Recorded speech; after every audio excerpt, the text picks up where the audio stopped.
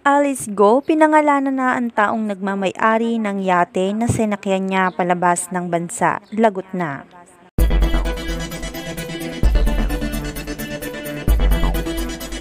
Patuloy pa ring mainit na usapin sa Senado ang kaso na kinakaharap ngayon ng dating mayor na si Alice Go kaugnay sa mga kaanumalyahang kinasasangkutan nito ngayon.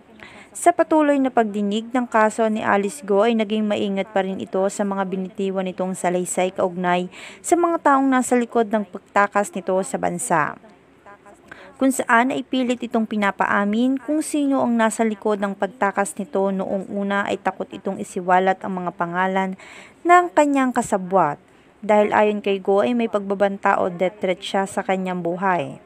Naging tanong naman ng isang senador kung local ba o foreign ang taong nagbabanta sa kanya.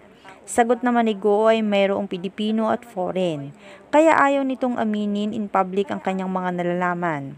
Hindi rin naman daw nagtagal ay napaamin ito at isinulat niya rin sa isang papel kung sino ang taong tumulong at nagmamay-ari ng yate na kanyang sinasakyan palabas ng bansa, kung saan ay nakiusap muli si Alice Go sa Senado na wag nang i-public ang taong papangalanan niya na may-ari ng yate na sinakyan niya palabas ng bansa.